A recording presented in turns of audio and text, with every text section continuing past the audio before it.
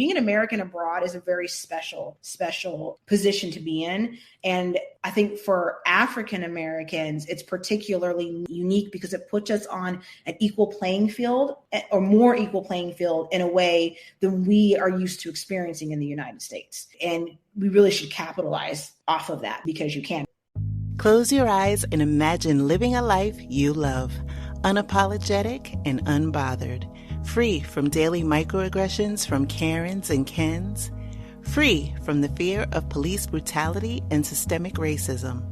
Wouldn't that feel amazing? Now open your eyes. What if I told you that it's possible?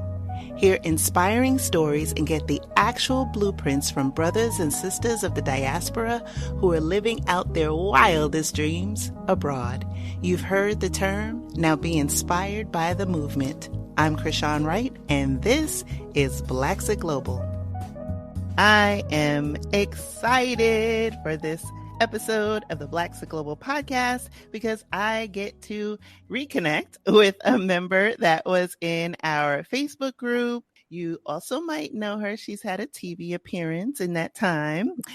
She is joining us today from Paris, France. Welcome to the podcast, Amber Johns. Thank you. I'm so excited to be here. It is long overdue, and I'm just excited about all that you are doing. And I said, I want to give a particular shout out to you for all of the support that you have given all women, in particular Black women around the world who have wanted to move abroad. I got introduced to you through House Hunters International because of the ad. And it was a friend of mine who was like, hey, I'm part of this group. They're doing this ad. I think that it'd be great. You should apply. And so that's how I got introduced to Blaxit Global. And instantly, I think I reached out to you and I was like, this is amazing. And when I got selected, I was like, thank you so much for giving these opportunities. So, even though we're just now connecting, you have been so supportive and so responsive, even though I'm sure you have thousands of people reaching out to you all the time. And so your support has been felt even all the way here in Paris, France. So I really, really appreciate it. So thank you so much. Oh my goodness. It's my pleasure. It warms my heart that this has grown and impacted so many. So thank you for that. I want to get into your amazing story. For people who haven't yet seen your episode on House Hunters, tell us a little bit about yourself. Amber Johns, of course, but I grew up in a small town called Grass Valley, California. So way up in Northern California, where yes, we get snow, which also later on, fast forward, explains why the weather in Chicago is not so drastic for me, because I did get snow growing, not nearly as much as in Chicago, but I was familiar with the concept. And as I say on the show, which is really true, I grew up reading Danielle Steele books, ironically. And people are like, really, your mom let you read those as a young child? But she did, because they're kind of romantic. But they're really based about strong women who were overcoming crazy things in their life in all different centuries, but often are based in Europe. So I have these very romantic ideas of Europe in my head as a little girl, and kind of being, a Russian czar that loses all her money and then meets some fabulous man in France. And then we move to the US and we have this great life. And so when high school came, there weren't a lot of options in a small town for different languages. But when everybody was running to Spanish, I wanted to do French. I don't want to go to Mexico. I want to go to Europe. And so that's where I think my first love of France and everything French and the culture came. My first French teacher, Miss Diane Robertson, we're still family friends. She was amazing. And actually, when I first moved to Paris doing a program, an exchange program, it was a connection of hers that met me. So later in life, that really wound up proving to be a great relationship. So teachers, often play influential roles in our lives, and she really did. And then when I went to UC Berkeley undergrad, and I came from a very loving household, but a single mother household. So we did not have tons of means. And so I come back from UC Berkeley week one, and I'm like, Mom, I'm going to Paris. And she's kind of like, I want to say that's great, but she's like, give me some more information about what's happening. Well, and of course, UC Berkeley at the time, I was pretty much on a Fulbright scholarship there. And when you do an exchange program, at least back then in 2002, I don't know, same today, they make it to where it's affordable. So basically the price of school doesn't really change outside of clearly living costs, your loans are transferred. So I was like, no, I've got it together. I'm going to go. Like most schools, there's several, exchange programs. But of course, for me, I wanted to do the most difficult one, not the simple one going to the Sorbonne. I wanted to go to Sciences Po, which is their sort of equivalent of Harvard in political science.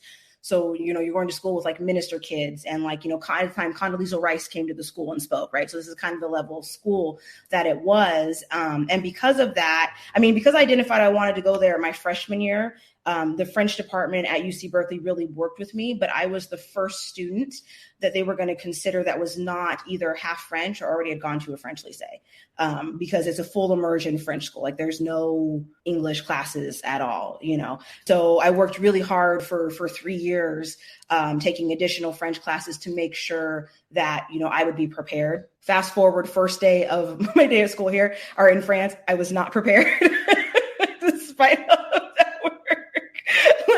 a lot of my friends have heard the story, but long story short, it ended me running out into the street to call my mom at one of the payphones, which they don't have them now in Paris anymore, but at the time they did, and they were see-through. And all these poor French people saw this random American girl having a complete breakdown in a phone booth calling my mom. Where was it because expectation and reality were not the same? They weren't on the same page? Exactly. Well, I knew it was going to be hard.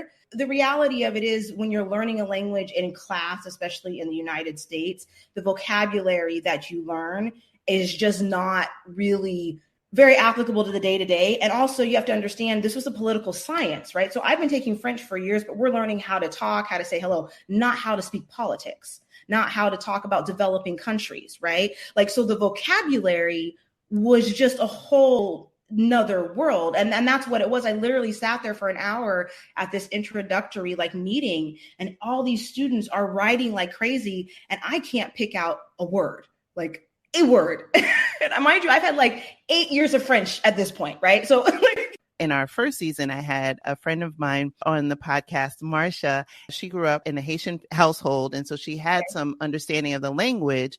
Yeah. But when she was in the office environment, that didn't really serve her well. So it sounds like similar. Different vocabularies that you use. I think the basic French and any language is important, right? The basics of the constructions of the verbs and all of that all serve me well. But yes, your vocabulary.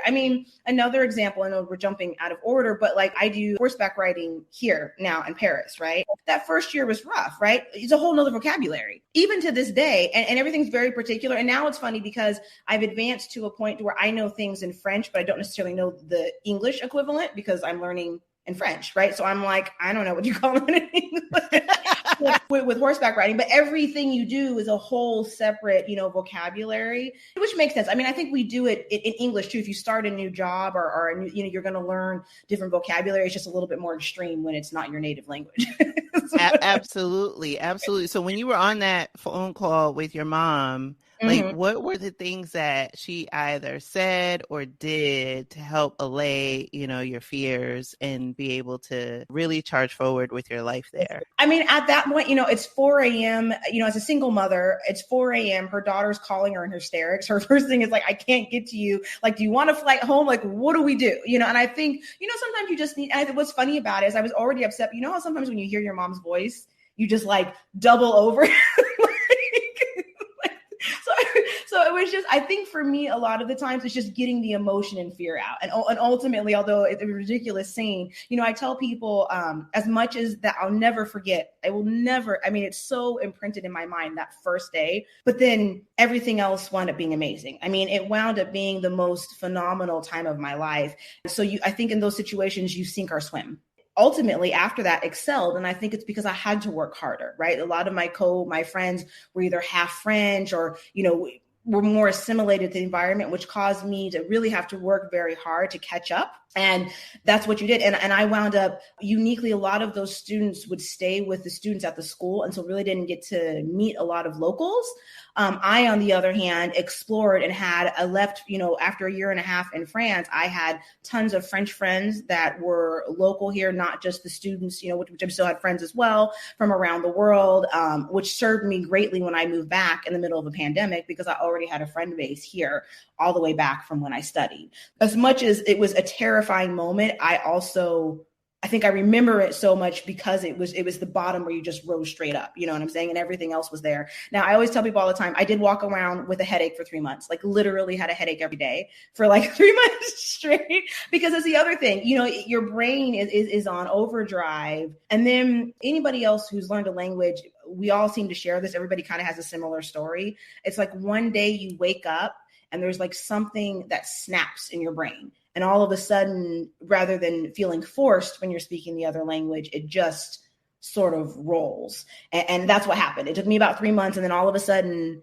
I don't know, it just worked. When you are surrounded by the language, it takes it out of the classroom and something you're studying, and it makes it a part of your life. And when it becomes a part of your life and part of how you communicate and interact with individuals, all of a sudden you're using it in a different way. And so I think we retain it differently because it's associated with an experience that we're living rather than just a classroom. And so, so I think all the baseline studying and classes you take are really important, because although the same vocabulary you may not be using, that baseline really allows you, as soon as it becomes a part of your life, to sort of move and progress quickly. You know, this was 2004, 2005. Paris is not the same city as it was back then. Back then, you had less options to speak English because they just, which was good for me, right? Because I had to force through it, right? And to be fair, I say this, almost all French understand English. They learn it for the most part way earlier than we do. It's kind of, especially these days, it's a trendy thing.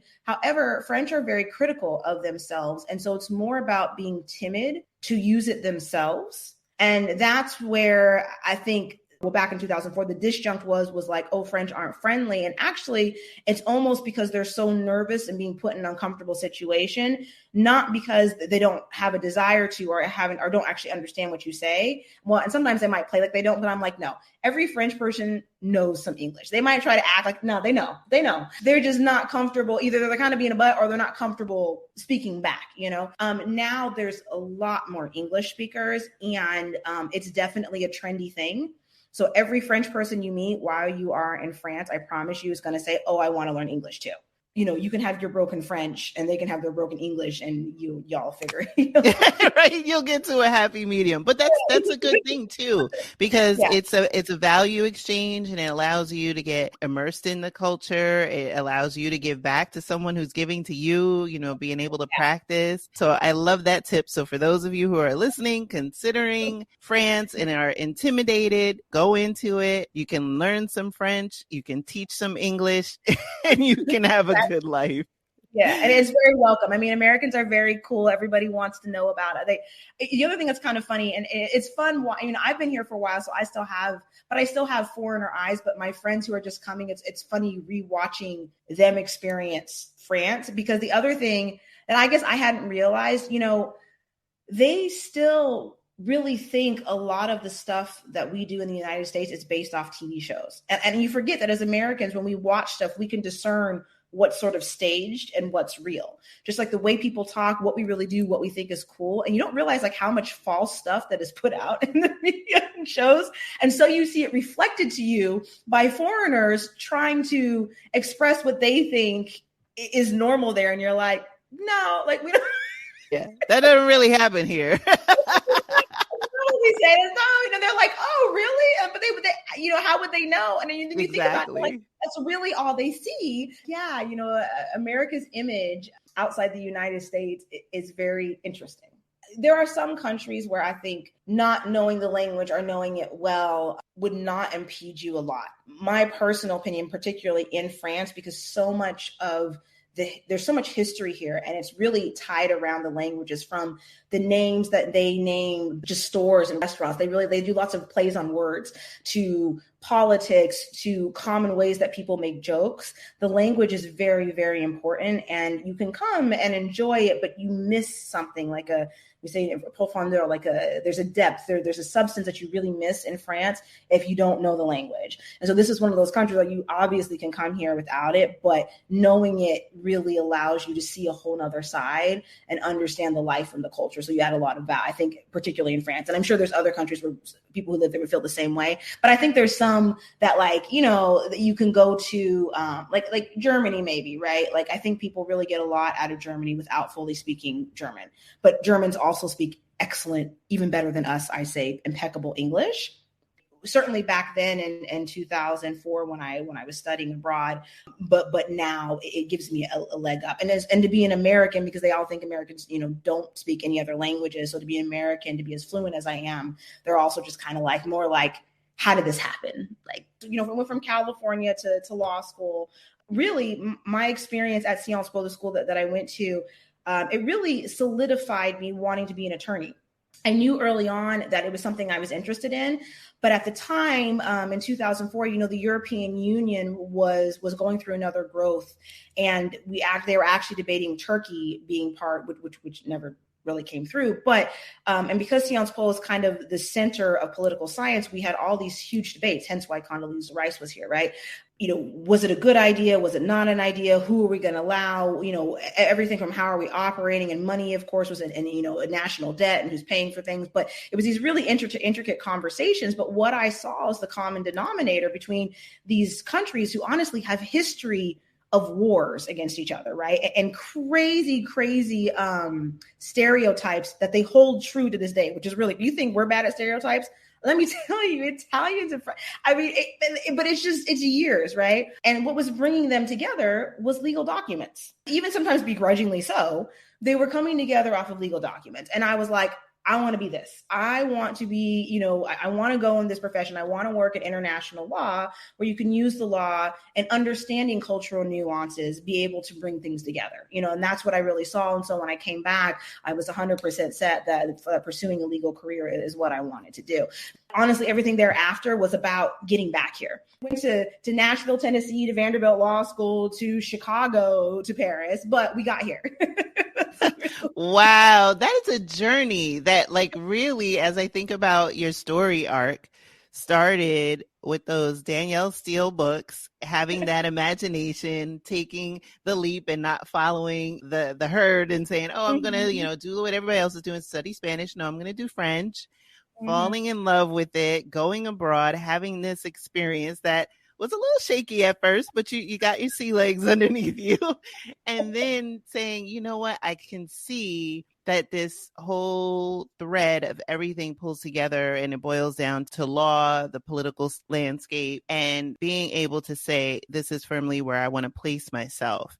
You talked about making that decision and all of the journey steps that has now brought you back to France, Paris specifically. What was it about 2020, I believe, is when you made that decision and returned. What was it about that time period? Was it like the right job opportunity? Was it everything kind of coming together, or was it a mixture of things that were going on in the US? Kind of like take us along for that step. Yeah. Well, I mean, those of you, I don't know if you're spiritual or not, but I certainly very much am. And I feel like God puts you in situations to force you to grow in ways that you need to. And ironically, it was actually in 2019, I was really unhappy. I was really, really unhappy. I'd been building a law firm with a partner for 7 years and actually had a very great legal career and really had done quite well in Chicago. But yet here I am on the eve of my birthday, finding myself just feeling unsatisfied. And ironically, building a law firm was an amazing experience. And I had some amazing clients. And so my capacity as an attorney gave me the skills that I needed to do what I'm doing now. But at the time, it was somebody else's dream. It was never my dream to start a law firm. I just wound up with connecting to people and it wound up started going. It was my partner's dream and it was great. And I'd really built a pretty good international practice, but not as big as I'd wanted to. And I'm big on animals. And I had a cat that I had for 15 years. This cat had gone through undergrad and through law school with me and to moving. So, there's an attachment there, who passed. And we kind of had a rough time in the law firm and my birthday. And I was just really upset. There was a lot happening and really emotional. And it caused me, which I don't do enough, to kind of stop and be like, what would make me happy? And I think we all need to do this. If we would put aside our limitations on economics, life situation, if you have kids, assume you don't have kids, assume you're not married, assume money is not your limit, assume language is not your limit, assume that movements and vaccines are not your limit, right? Where would you want to be? Where is your happy place? What do you picture really life looking like to define your personal happiness, right? I think often we have the answers within ourselves. We just aren't calm enough to listen to them. that is my biggest issue. Every time I take the time to pause and calm down and really just listen to myself, I am amazed at what comes. Should do it more often. Do I? No. But anyway, we're going on that. But it was just one of these really kind of, I don't call it a midlife cry, but it was a big moment. And in that, I was like, I have always wanted to live in Paris. That's always been my dream. And I've been chasing all these little things. And I was like, well, yeah, this is what I want to do. And I've always known this. And I need to focus more on that. And it was crazy because this was like end of August. I came to France because I had a friend who was getting married, which was good because I really got to speak to a lot of her French family, which I think helped me figure out later on some ways to start looking how to transfer my legal practice here. But formally in September of 2019 was like, look, I'm going to figure out how to move to Paris. Like, this is what I want to do. And I mean, energy shifted. I started in September. I had job offers in December. And I came in January and moved in February. I mean, it was just like, if God hasn't said, see, when you listen to me, things start, I mean, it was just boom, boom, boom, boom, boom, boom. Like, it just flew. Wow. When you talk about like the universe yep. just coming together, and I think I talked about it at the end of, it might have been season 1 or 2, where it talked about that MLK quote, right? Taking the first step, even though you can't see the full staircase. Your story is that, right? When you made that declaration, yes, it was in the back of your mind in the recesses, but life happens. And then you got still and returned to center. Everything started to line up for your good and your greater good. Yeah. And that's what it felt like. You could just feel the energy of the world. Like, it was almost like I literally felt, something else to know too, because this is really important to put out there. I read Elaine Welteroth. I love this book. And I think for other women who, particularly if you're mixed like me, it's called More Than Enough, Claiming Space for Who You Are, No Matter What They Say, by Elaine Welteroth. And it was just really talking about following your dreams and recognizing that you are more than enough, and that you should take the leaps even when you don't know it. And I just remember this shift, and I just said, this is what I'm going to do. And just the energy of the world seemed to just shift in my favor. And literally that's what it was. I mean, one thing just fell after the other. And I always need to remember this. And I try to do these great moments, when the next hard moment comes. I tell people all the time, decide that you are going to do something and make steps to do it, and the energy shifts there. But a lot of times, again, we let the world and obligations and concerns and circumstance, we almost have these contrived fences that we let block us. Forget all of that and just decide where you want to go.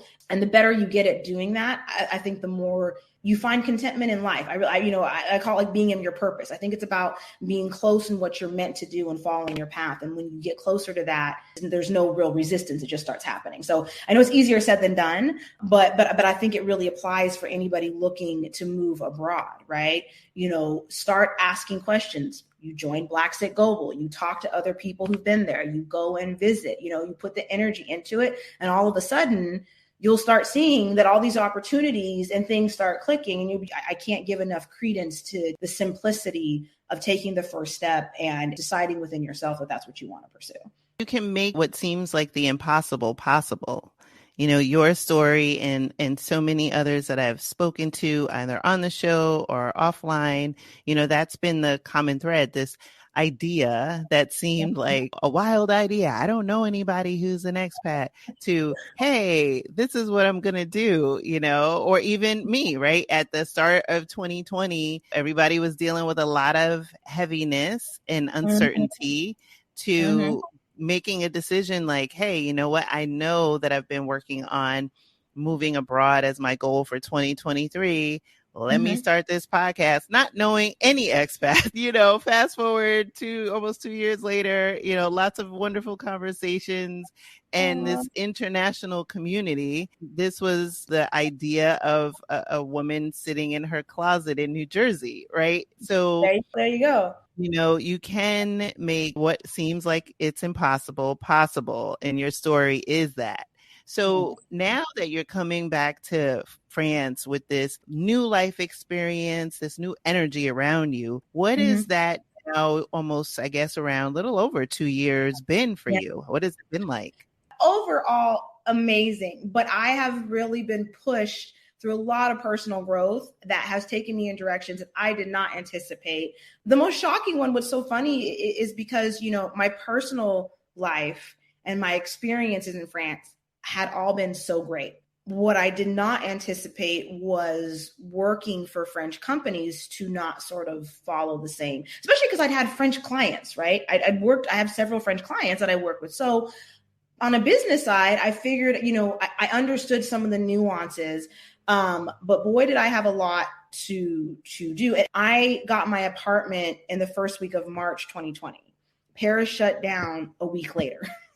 So I literally had a week of normal. I literally went on a couple of dates, saw some girlfriends, and then boom. When I say shut down, I mean that we were not allowed outside of our houses except for certain times during the day, at which point you had to have an attestation, which was a piece of paper originally. Eventually, they came up with an app that had to state one of the 7 reasons for which you could be outside of your house. So if a policeman stopped you, if you did not have one of those reasons, you got fined, right? So like, this was not like, oh, you can kind of go, no. Like, shut down, and being in the United States, with a federation, like we don't have that singular autonomy, right? And everybody was scared too. Like now trying to do that with France, good luck, right? But at the time, everybody was terrified, and the French government can unify across the country. Nobody can leave their house except for these 7 reasons during these hours, and that is it. And boom, like she shut down, which was not so shocking at first. But I remember calling my mom in tears when Macron, I remember, because every night you would listen to the president, like on Thursday nights at certain times he'd be on, but he was like, we're closing the French borders. Just hearing that finality, I think, and mind you, my family's in California, right? So not just in Chicago, on the other side of the world. And when you heard the French borders were shutting down and all flights were being landed, like I'm on Conseil, I am here. I am trapped in France, come hell or high water. It could be the zombie apocalypse, and this is where we are. Like that was it. And so, and the other thing about that is, I had quite a few French friends, but no expats yet in France. So I'm starting this new job in a pandemic. I have French friends, which is good. So I don't really feel super alone. I do have people that I've known for a long time, their support there. But later on, having expats, a network, I realized would have helped me in the workplace, because I come into a very challenging role, to a very fast-paced company. And I am the only attorney. I am the first attorney. And I am also the data privacy officer. And this is a company that is growing like crazy. And while I felt bad because, there's all these people losing their jobs and things being shut down and worried, and like, we're slammed. Like we are busy. And although the company I was at, as it was sold to me, as a very international company, which to be fair, it was. I mean, we had 17 different nationalities. Once things started opening up in France and people could go back to work, they really wanted us in the office. And what I quickly found out is, although the makeup of the employees was very diverse, the administration was very French. What that meant for me, everything that has ever made me successful in life, being a hard worker, being aggressive, being direct, being in there, moving fast, trying to be quicker and better than everybody else to get things done, especially being a Black woman, right? That is not what works in a French environment. But they really don't work, right? They come in around 10, they have a coffee, they have conversation, literally. Then they'll go to the thing and answer some emails. And then the craziest thing, I will never forget this. I was like, what? Everybody between, really at the same time, so around 12:31, everybody, like the entire, now this time there was maybe like 30 people, right? But everybody gets up, and whether they brought their lunch or ordering it, and we all sit down together and eat. What is happening? And then they eat, and great fare is very familial and great, but I'm just like, we're all going to sit together at a big, long table. This is everybody at the same time, and we all chat and hang out. It was crazy. And then you get coffee, and then you do whatever. So you get back to your desk around 2:33, and then you do a little work, and then you leave at 5, or then they have apéro. So then around 5:36, everybody has like a beer together. And so this is weird. So mind you, because I was still doing some work in the US, I want to be in the office at 7 a.m., work my butt off, be done at like 3 or 4, come back, do things, see my friends here, work. I had stuff to do, right? I had things I needed to do. I had a regimen. I'm like, I'm going to work hard, and there's lots of things to do. And I'm super direct. And like, if something's not right, I'm going to say, no, we need to do it this way, or I think that, right? I have a lot to do. I probably was super aggressive in the way I was doing things because, to be fair, there was a lot that needed to be done. This did not go well. They said that I could come in early. I mean, they tell you it's fine, right? Like, go ahead, do whatever you want. We're not really, it wasn't one of those positions where I was an hourly employee, right? But the reality of it is, when I was there 3 hours before everybody else, but then left 2 or 3 hours before everybody else, the appearance, even though I was told it was okay, my boss knew I was there. Emails are going out at 7 a.m. So there's no question of what I'm doing. Appearance still matters, right? I would go to the aperos, but I'm not going to all 3 of them during the week. I'll show up for one, I'll come for a half an hour, and then I'll leave, right? These guys are hanging out forever. And in the US, if my boss doesn't like what I'm doing, or our client doesn't like what I'm doing, they're going to say, hey, this is not right. You can do it politely, but they're going to be very direct. It's not what we wanted. We needed to be like this. Cool. I know what to do with that. I later learned they would come and be like, well, have you thought about this? Or do you think about that? And so I would hear them as suggestions or thoughts. That wasn't a suggestion or a thought. That was their way of saying, we want you to do it this way, right? But that's not what was being communicated to me. And so I'd find out later, well, we wanted to look, I'm like, but you didn't tell me that. Well, we talked about it, but you didn't say to me that this is what you're, so there was a huge gap between expectations and I'm working super, super hard and feeling like not only is it not being appreciated or recognized, and also they're not very litigious here, right? So I'm looking at super infrastructure and doing all these things, but a lot of the things that I'm doing that we value and know in the US, which is where they were going into the US market, is not really valued here. So with all these things, and even just like efficiency, I get when I first send an email to you, I'm going to say, hi, how are you? All of that. We can do the polite thing. But after you and I have exchanged a couple emails, I'm no longer saying, thank you, Karen, for telling me all of these great things. Now I don't have time for that. Look, we said hi, we're cool. You send me something. I need something. I'm not doing a whole paragraph of like, I appreciate the fact that you took the time to respond. Like, what do I look like? Right? Like, when a CEO comes to you and it's like, we need you to make sure you always at least put bonjour response to your email. Like, this is the conversation that you're talking to your general counsel about, right? And I'm confused. Like, I'm just like, mind you, I don't have any expats, right? So then House Hunters International happens. And what's beautiful about that is it connects you with a bunch of expats in Paris. And I'm in the midst of kind of this frustration, and I'm talking about him, and Adrienne in particular, Adrienne leads, she's laughing. I'm being coached by business coaches in the US through this whole time, trying to figure out, what do I need to do different? I am going above and beyond to try to be the best. I've never tried to work so hard to be best and cannot figure out why I feel like I keep coming short.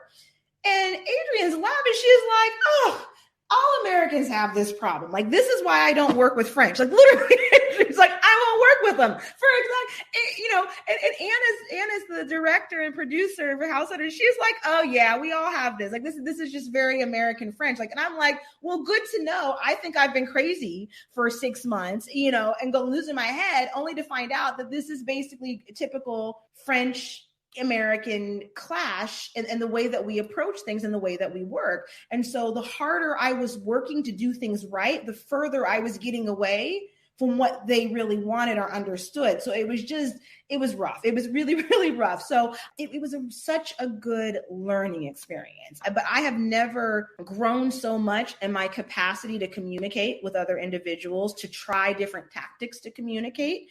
So there are skill sets out of this time that I really value. But during the time, I felt like I was going insane. And because I only had my French friends until House Hunters happened to really talk to, they would kind of help me, but they really didn't know what I was really, going through too much. And not many of them had jobs similar to what I was doing. So it was kind of really hard. But as soon as I had other Americans who'd been working and living in France, I realized that I was not insane, that what I was experiencing was something that many others have come with. And so all that to say that the expat community really wound up being very helpful later on. A year and a half after being there, I had decided that I had met my glass ceiling port legal, and I was need to look somewhere else. And I also always had my own company, Agents Global, which had actually started to pick up at that time.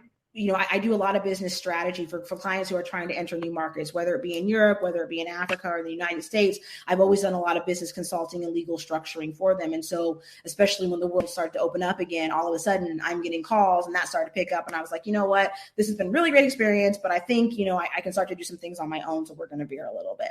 It was just not what I expected, because my friendships and my personal life and living was so great. So to have the work environment be so difficult was rough. But at the same time, I mean, I really appreciate it because it gave me some great skill sets and some understanding of French administration and French employment law and how things work that have served me. But yeah, it was definitely another challenge to go through and kind of figure it out. You know what I'm saying? And I use so many different resources, but really it's helpful to have others who literally walk through your shoes to kind of tell you, no, you're not losing your mind, or this is kind of, the way it's done here, because there are just some things culturally that are different. And if you don't realize that that's what you're running against, it can feel like you're, hitting your head against a wall. And you know what? That's such great advice, because whether it's someone who's listening to this conversation that's an aspiring expat, or someone who is currently experiencing that, whether they're in France or any other land, what you said just might have shifted someone's perception and allowed them to reframe it differently. Because you could have folded and said, you know what, world's opening up. This ain't for me. I thought it was going to be this. Let me just go back to Cali or Chicago or whatever. But you were able to, again, tap into and find the right community that allowed you to see things. And also, your company started to pick up and be that bridge that allowed you to step out on faith yet again.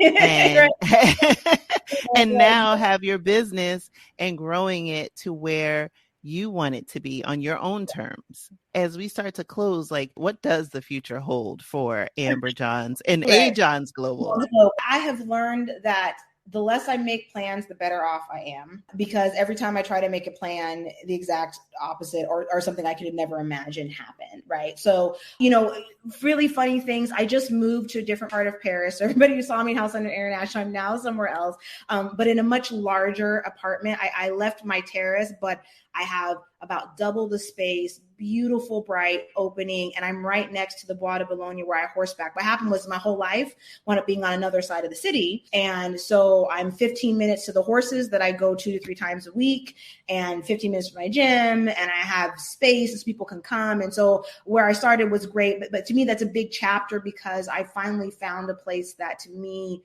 really represents myself and the life I want to have. I have my little boulangerie. The lady knows me. I'm in a place where they have fresh markets, which when you guys see my Instagram, I'm now putting that out there because it's just phenomenal. The flowers and fresh fish. And so I'm really I feel like finally getting to really live the Parisian life that sort of got stolen in 2020. And actually, it's kind of funny. So it's a whole new thing, because everything that Paris was supposed to be, it didn't really happen. It kind of got delayed. And so what A. Johns Global has done is given me a flexibility to live, to really enjoy life and enjoy what I'm doing. I have clients, and this is one of the reasons I wanted to be in Paris, is it's a great place to be for, I literally have American clients who will be like, hey, I need you to be in Uganda in a week. Can you come? Yes. Is it a big deal? No, because I'm right down the way. Right. You know what I'm saying? Senegal is 6 hours less. I mean, maybe it's even 6 or 4. I don't know. But, Morocco is 2 hours. So access is a lot easier, and Chicago is only 6. Right. So I found that being here is really, really helpful. And, and I still have my place in Chicago. I'm going back to the United States next month, and I'll be there for a little bit. And that's where I see my clients in the US. I'm going into their stores and talking to them and having meetings. And so it's really about, I think for me, figuring out how this 2-country life, I don't know what you can call it. Instead of bi-coastal, I'm bi-country, and what does the bi-country life look like? Right. And how am I growing that? Because people always ask, well, what are you doing? I'm no, I want to be in both. I'm keeping, I bought in Chicago, and I hope in the next couple of years I'll buy in France and, in Paris. And these are the 2 places where I'll go back and forth. I don't know that there'll be anything consistent. It's probably going to be, sort of shifting each year on what it is. But now that I finally have a foot planted in each country, it's really developing that and seeing what opportunities present themselves, especially when you are an international business consulting company. I can have people who come with me with human resources problems. I really specialize in data privacy, which is up and coming and always need things. So I get people asking for all sort of consulting coming in on data privacy to put in privacy programs or do reviews or do responses. So I love data privacy, and that's couldn't be a more international, global consulting thing to be doing. So that's really great. So there's a lot of opportunities. And I think that's the other thing to realize, as Americans, we are really good at having skill sets that can be applied to a lot of different things. The United States is very pro-entrepreneur. And I know that we have all sorts of issues, but at least from what I've seen in France, it's much harder to be an entrepreneur here. And so because of that, they don't have the support. Being an American entrepreneur and coming into France, you have a huge untapped potential that you have access to that unfortunately they really don't.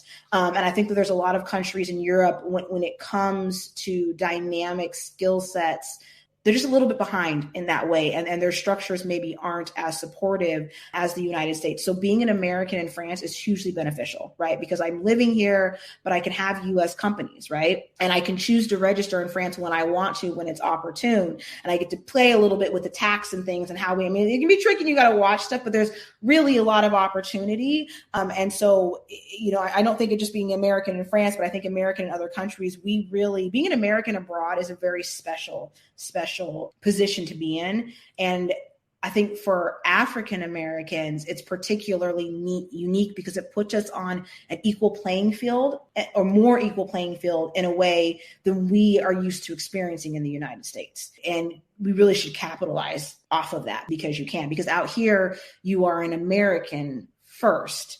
And that is a cool, envied, intrigued thing, right? So because the American power, even though in the United States might feel limited, is stronger over here just in the way that you can move money and do things and have access to stuff. So you can take our resources, which, African Americans are longly overdue, right, of being an American, and use them to benefit you abroad in ways that we could not do in the United States. There's an untapped power in being, in particular, an African American abroad that really is a beautiful thing. And it's kind of like one of those best kept secrets that we need to let everybody know, and you don't have to give up the United States. This is the other thing too, and I'm a big proponent of this, and I know we're getting short, but I say, the world wants to stereotype you. And almost everybody I talk to, particularly if they're like 40 and over, are like trying to figure out, they're like, well, are you in Chicago or are you in Paris?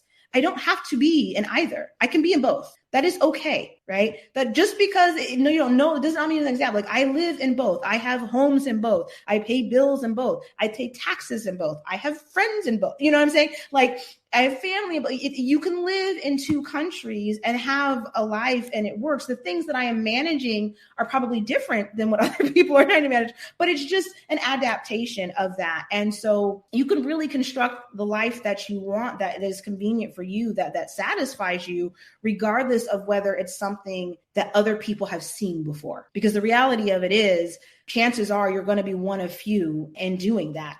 And grâce à Dieu that you are, because you get all of the benefits of that other people are missing out on. And tant pis for them, which means, I don't even know how to say that in English, but too bad for them.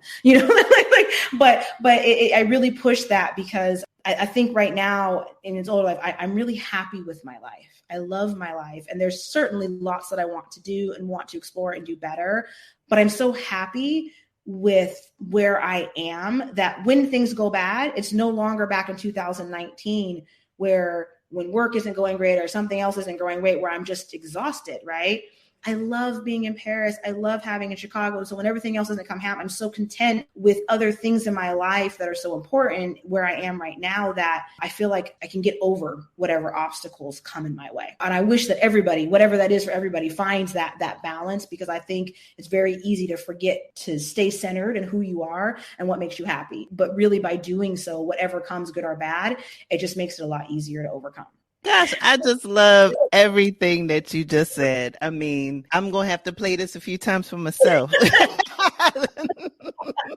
So, Amber, where can people find you? First, the website, which is www.ajohnsglobal.com. I'm also on Instagram, ajohnsglobal. And then my personal tag on Instagram is Cali Expat Paris.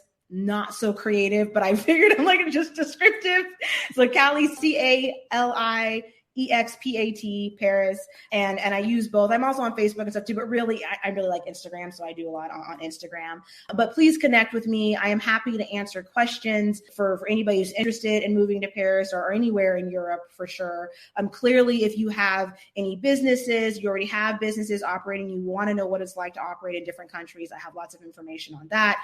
But in any capacity, at the end of the day, I really like networking and supporting people. And I'm here as a resource. And I learn from everybody who reaches out to me. So I'm happy to see everybody. So again, www.ajonsglobal.com. And I hope that this has helped somebody or inspired somebody or something, because there's a lot out here to do. And I think it's really exciting time to be an African-American woman. Shoot, like it's a great time. I mean, yes, men are great. It is our time. So be proud and, and chase your dreams. It's really important. Thank you for listening to the Blaxit Global Podcast. For more information on today's episode, be sure to visit our website at blaxitglobal.com. It's not only possible to live out your dreams unbothered and in full color, it is your birthright.